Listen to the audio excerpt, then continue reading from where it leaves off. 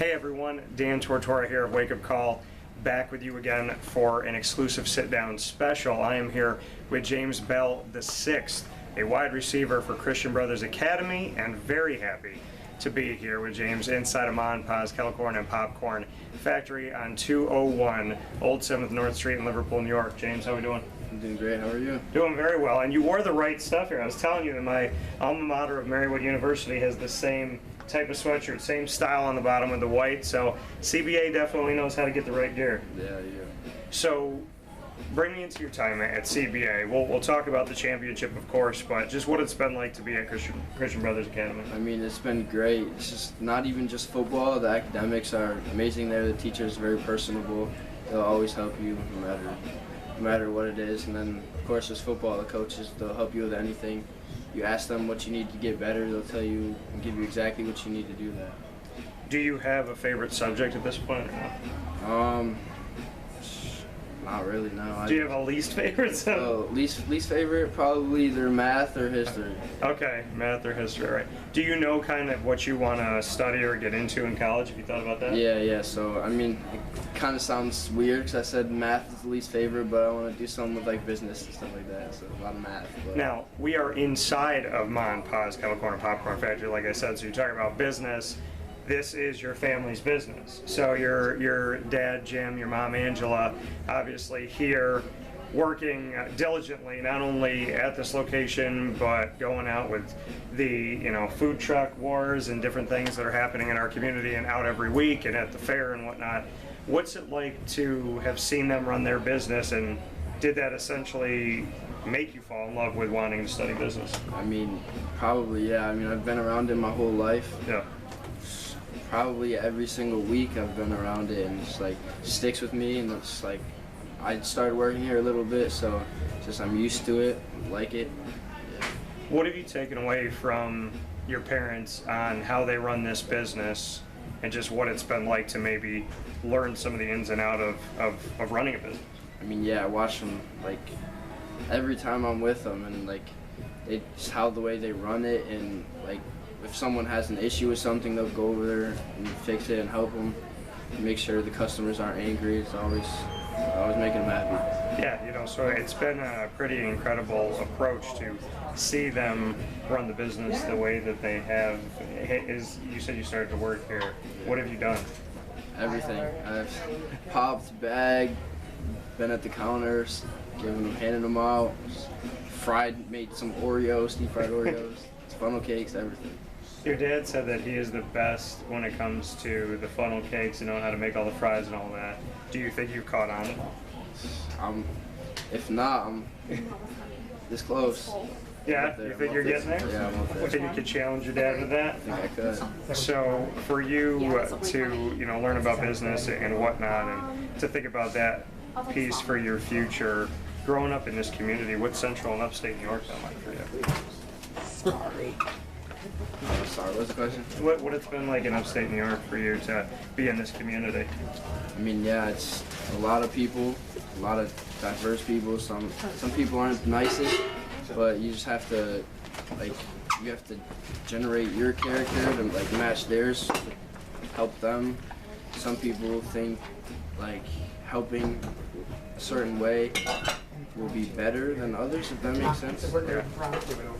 So for you, when you learn about how to kind of deal with different people, I got an education at Christian Brothers Academy. I think it's a fantastic place to learn how to be responsible, learn how to be an adult, learn how to kind of, speak eloquently and know how to work out situations. Do you feel like your education has helped with that? Definitely. I mean, I used to go to Beeville, and public school compared to private school, like just CBA in general is an incredible education. They have public speaking classes.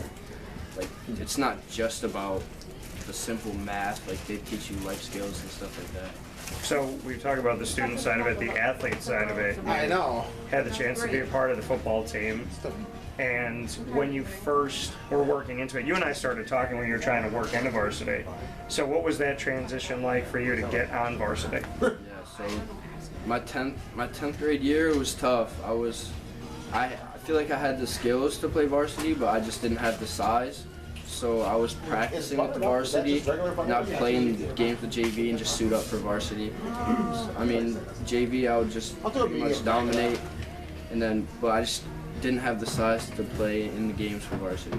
So when you say like you didn't have the size at the time, but you were obviously getting involved and putting yourself out there and whatnot, how was that for you to have to be patient? Because it's hard to be patient.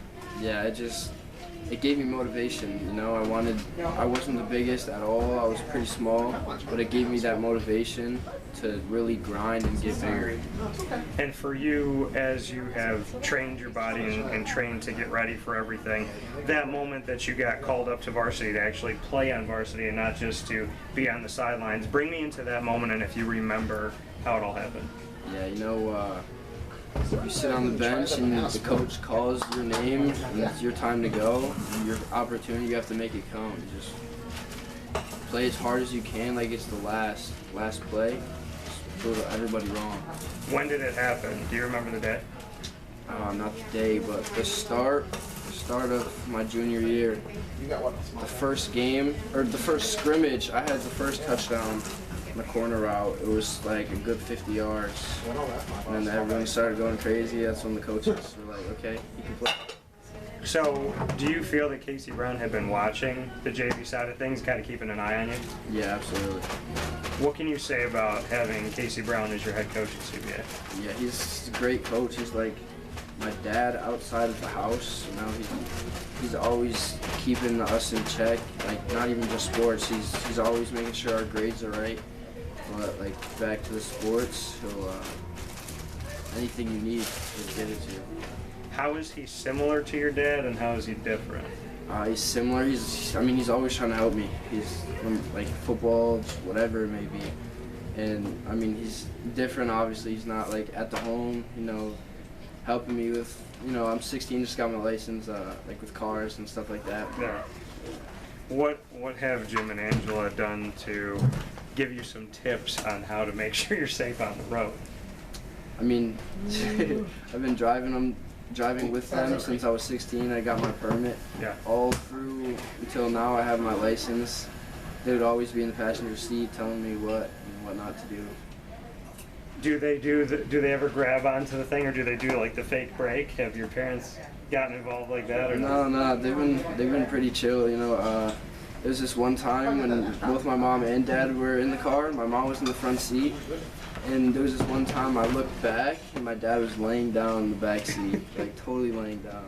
So obviously they trust you, which is a good thing. So we look at, like you said, having the father on the field in Casey Brown. Who else can you say on the staff has really made an impression on you? No, all my coaches. My wide receiver coach, Coach Bruce, I text him all the time, whether it being connecting with college coaches, when the next workout's going to be, what I need to work on, stuff like that. And Coach Bruno, you know, he's always helping on the defensive side, and telling me what exactly I got to do. So all that stuff. I mean, all my coaches. You got to play two ways, but you and I talked off the air that if you had to choose, you would choose wide receiver. Why have you kind of fallen in love with the position of wide receiver? I love catching the ball and running, you know. Just the confidence I have in myself. It's pretty much wide receivers, pretty much one-on-one, and I just have a lot of confidence in myself against the person who's across from me. Here with James Bell, the 6th, inside of Mon Paw's Kettle Popcorn Factory, the stage for this Wake Up Call with Dan Tortora special. And for you, like you said, you love being a wide receiver, but you have to play on the defensive side of the ball too.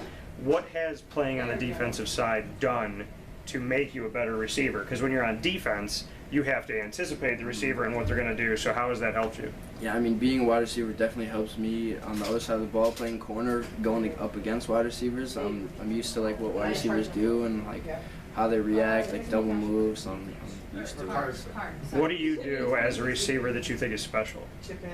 I think my route running is very special. My ability just to get open, find open creases and stuff like that. So you talk about route running. A lot of people want to talk about speed, want to talk about, you know, height, which is something that you obviously can't change. You are the height that you are. But speed is something that people try to work on and whatnot.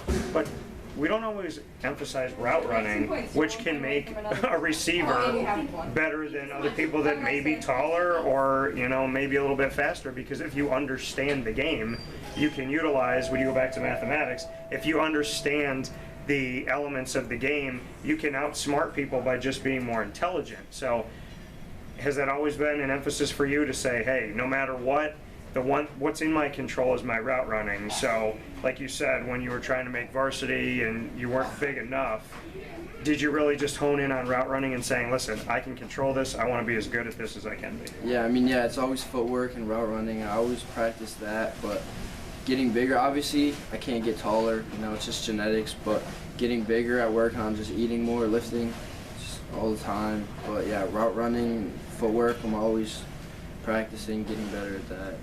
What is your eating regimen? What's like a typical day in the life of James Bell? Well, I usually have my breakfast. Usually, I have to make my meals bigger now because I gotta gain weight.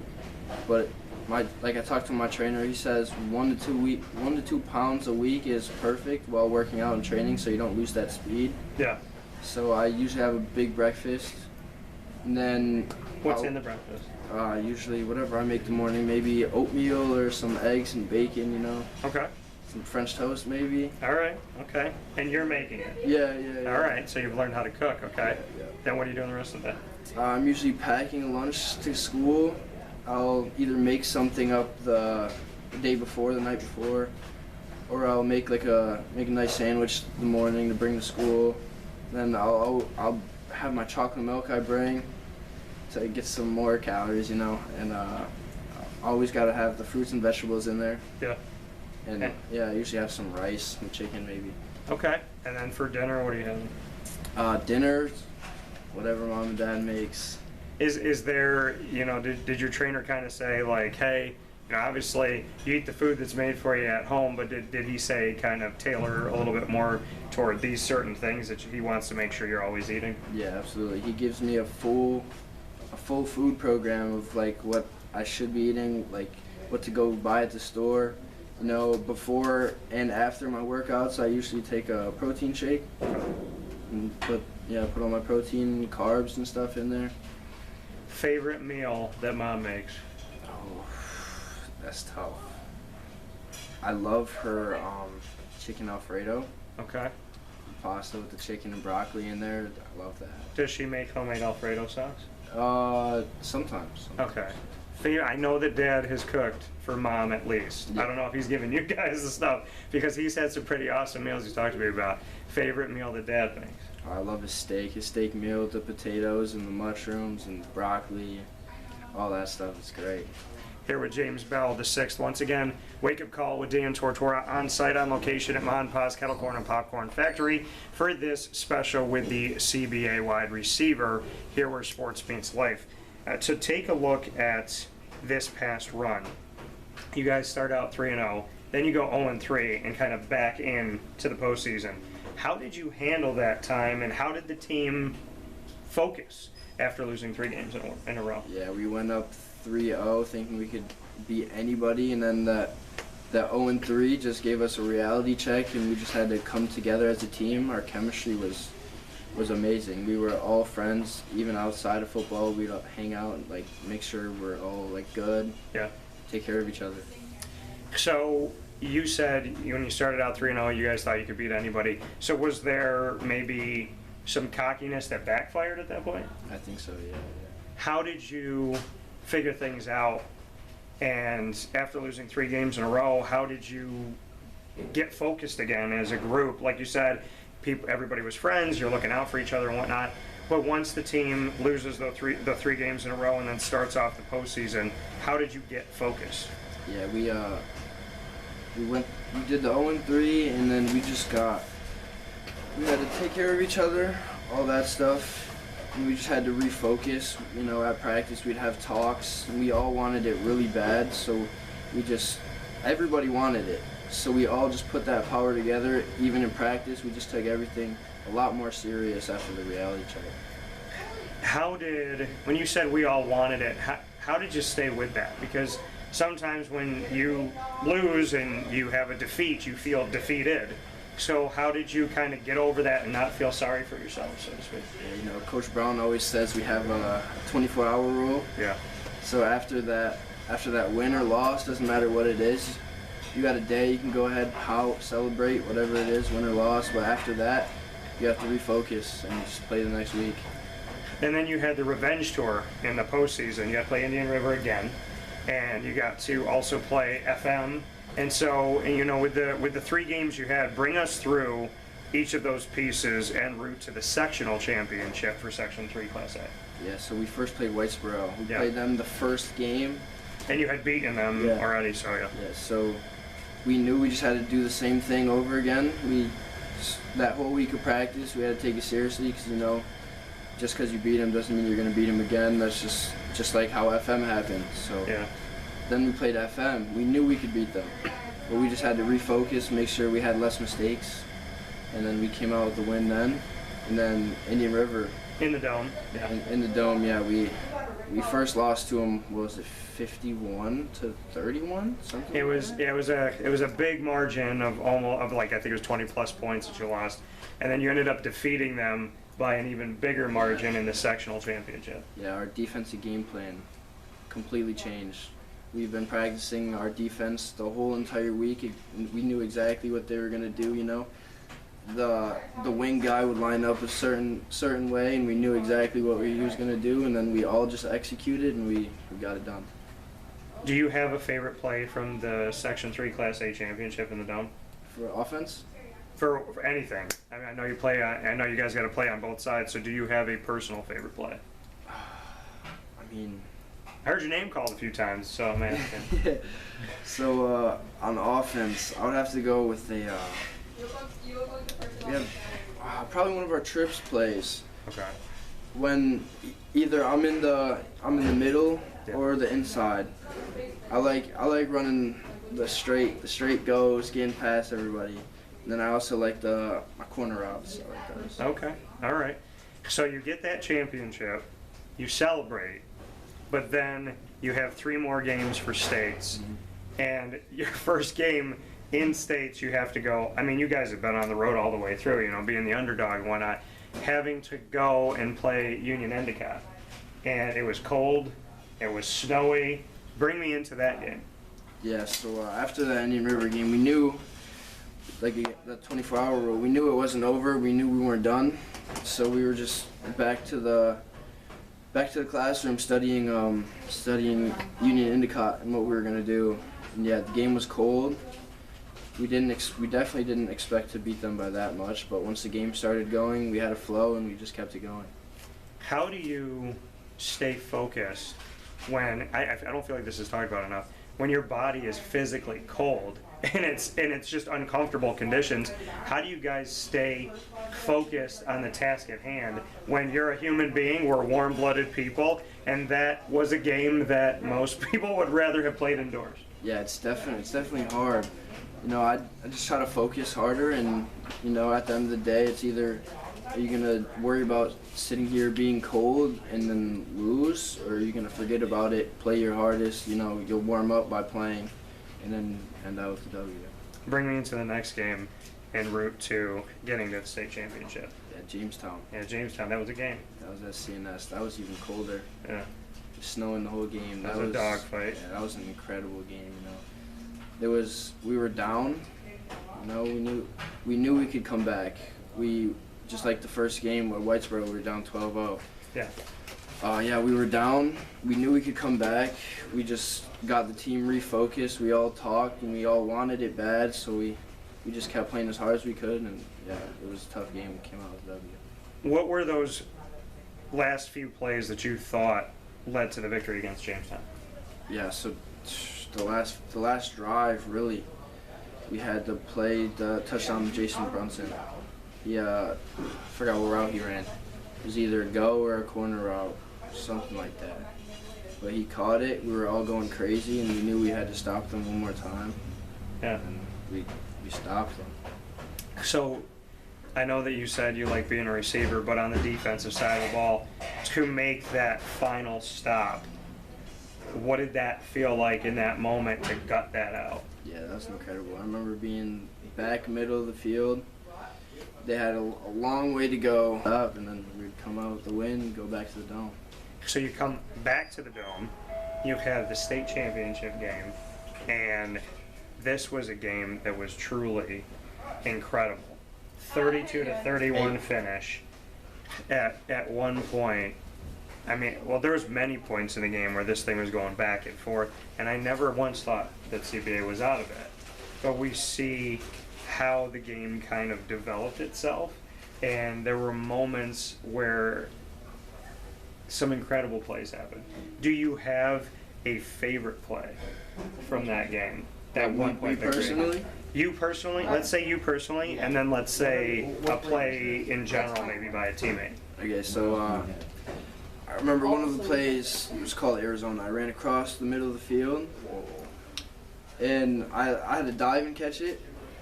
I think it was like 15 yards, but it was pretty funny. I remember coming back to the huddle. I think it was third and long, caught it for first down.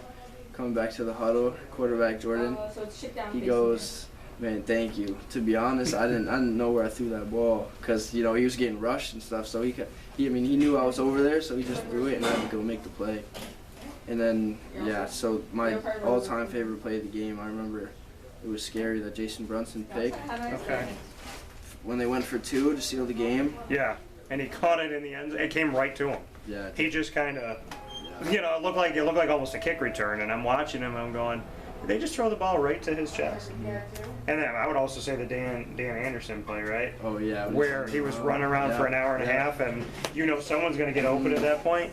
What were you thinking? And do you just get to a point on a team with Dan Anderson that you just expect him to figure it out? I mean, that exact play. I remember me and another wide receiver, Amari Pitts. We were just trying to find an open spot. We were right next to each other, jumping up and down. We saw him on the other side of the field, and then all of a sudden he just turns around and runs to our side. He threw it right to him, and then he caught it, and then we just started celebrating. It was crazy. When did it hit you that you were a state champion? I don't even know if it still does right now. Like it's crazy. Like you got the rings though. We do. Yeah. And I got to be a part of that ceremony. When you opened that box, because you guys hadn't seen it yet, what was your first thought at looking at that ring? That was very personalized. It got all your information on it. It's got your name on it and everything. I mean, it was incredible. Like we worked so hard to get here, and we finished it. Yeah. And we got rewarded. Where is the ring in the house? It's right on my shelf. It's the clear case. It's facing me. So when I wake up, turn it over, I see it every morning. How do you stay focused to try and do this again, and not just rest on the fact that you guys won in 2021? Really, 24 hours ago, It still hasn't hit me yet, but we did it. And we got to refocus and do it again. What is it about this upcoming team that you think has what it takes to fight again? Yeah, absolutely. We're only losing a couple people, and we're all just getting bigger, better, stronger, faster, So we're going to do our best to do it again. You spoke about your quarterback, Jordan Wright. What can you say about your relationship with him? I mean, that's my best friend. I'm always with him, Even right before this, I took him to go work out, Yeah. And then, I just came here. He's my best friend. I'm hanging out with him all the time, We have a great relationship. And that chemistry, obviously, is so important and so crucial that you have a relationship off the field. So when did the friendship start? And did it start around football, or did it start before that? 7th grade, when we first started coming to CBA. Back at Beeville, I remember seeing him and stuff like that. Yeah. Like, he was a friend of my friend. Yeah. So, I knew of him, but at 7th grade, we just started clicking, started talking, became best friends then. And that's carried all the way through. Yeah. So you guys got one more ride. Mm-hmm. What are you thinking about right now in this moment as you get set for that? I know it's a little ways away, but you're training right now. Yeah, we gotta make it the best season we ever had. It's the last season of high school football. What should college coaches know about you?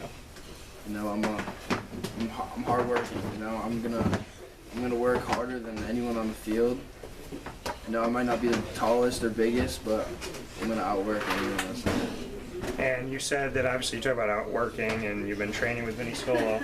I want to give a shout out to Vinny and just let you have some time to say why you think he's made you a better player. Yeah, that's my guy, you know. He helps me every single day, make sure I do every single exercise right. Yeah. He's always asking me, like, am I on top of my food? Like, because working out isn't just, like, it's not everything, you know. It's only half of the job, you know. You gotta make sure you're on top of it at home. You know, he can kind of control what's going on in the weight room, but not really at home. So he tries to, like, stay on top of me about that. I mean, he wants us to be better. How personally responsible do you think you are now? You talk about staying on top of it. Would you consider yourself more responsible now than maybe you were a couple years ago? Absolutely, because now I'm putting all the food together, putting all the ingredients all together, working out, eating. I'm seeing results, and I just want to keep that going. So it makes me, like, see myself looking better, and I want to keep that going. So I just keep working at it. This is a very important question. Favorite Mon Paw flavor? Oh, where is it?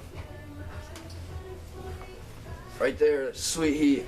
It's my favorite. Really? Yeah. So you're saying that right now. Do you know what my favorite flavor is? Sweet Heat? It's the Sweet Heat. So, see, I knew I liked James Bell. So yeah, this has been my favorite. And ironically, my dogs caught a couple pieces of that because I dropped it on the floor. And Lily loves the Sweet Heat. And I was nervous because it got a little kick to it, but she's Hispanic, so she likes that spice. So with that being said, James Bell the 6th, myself, Dan Tortora, and this special at Mon Paw's Kettle Corn and Popcorn Factory on 201 Old 7th North Street in Liverpool, New York, celebrating the sectional and state champion of 2021 with another season to go right here in our community. Remember to recruit locally here in Central and Upstate New York, and obviously come out and support the team. James, thank you. Thank you for your time. Appreciate it.